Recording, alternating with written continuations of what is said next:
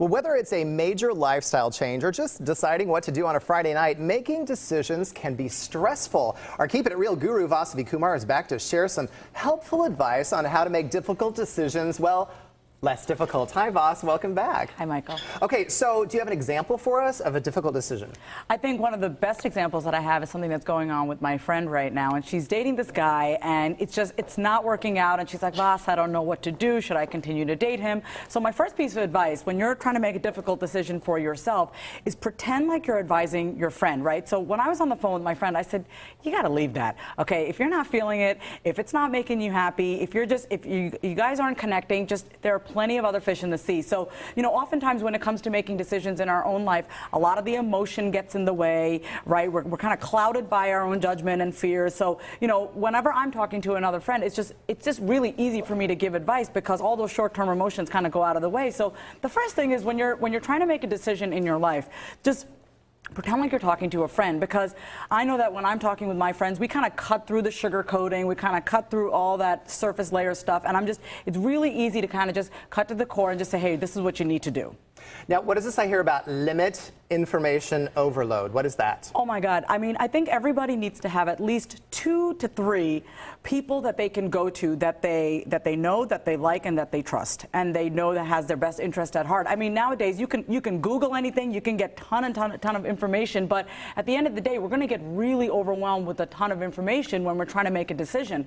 The reason why is, you know, as human beings, we don't like uncertainty, right? We feel like we're in danger or there's something wrong when we're kind of like we're out of our comfort zone. What we do to deal with that is that we just kind of consume all this information. What ends up happening is we give more importance to stuff that doesn't really matter instead of just sticking with the facts. So I would say, you know, have those 2 or 3 people on speed dial. I have my husband, my best friend, and my parents. Those are the people that I go to for everything.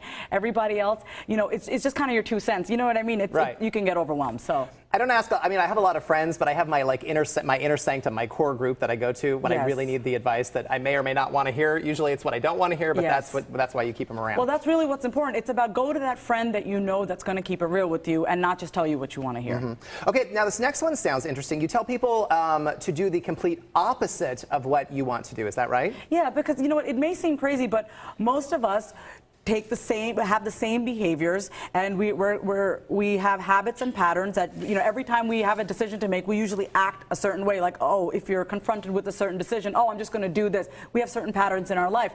It's like this episode of Seinfeld. I remember when George Costanza was like, you know what, I'm just going to be the complete opposite. You know, so he like lied to this woman in the diner, like, oh, I'm actually really rich, and you know, so it's really about looking at what are your core beliefs, what are your assumptions about yourself, and doing the complete opposite. This is really about challenging everything that you think is true about yourself. So if you wanna quit your job, but you're really afraid, I mean, I hate to say this, but it's like you have to look at, well, what would be the complete opposite of this decision? Go leave. You know, so it's about doing the opposite of what you would normally do. And what does this you say about taking an emotional temperature? How do we do that? What's an emotional temperature? Well, think about it. Anytime we make a decision just completely emotional, or we're just really kind of revved up, it can never lead to anything good. So it's really about taking a step back.